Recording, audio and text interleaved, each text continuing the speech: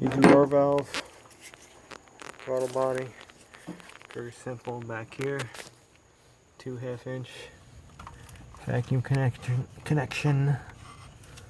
Remove that. You can remove this too. There you go, right there. Wrench. Need a 12-point. Turn them to the driver's side, loosen, and remove. Another one on this side, 1/2-inch.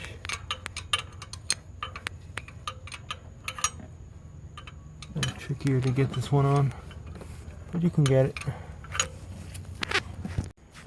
Air cleaner had to come off slightly.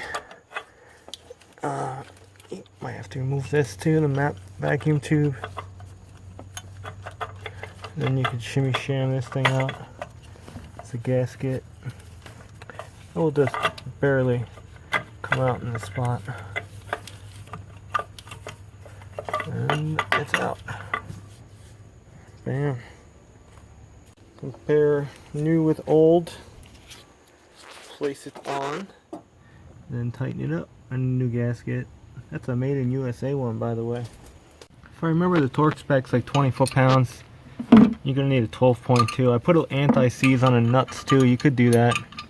They do rust on. I put brand new studs on this thing though, like years ago.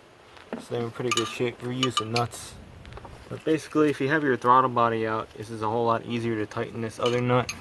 But if you don't, you know, it's slightly tricky. But you can do it. It's on though. Remember to hook up any vacuum hoses you may have removed, and your idle air control connector, and the vacuum supply to the EGR and air intake. Alright, this got to go back on. Yeah, we might delete this, put the factory one back on.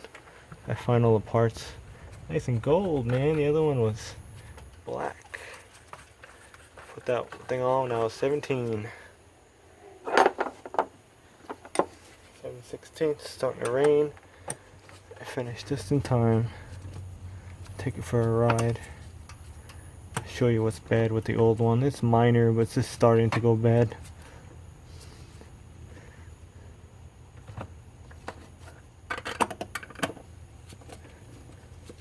Fun, huh? Put wing nuts on this thing. I might do that. Try to keep it. Anyway, this EGR valve, right? It was just slightly going bad. I mean, with the diaphragm, it will leak down slowly. You do the finger test, you depress it, you put your finger over it, it'll just slowly inch back. From 2003.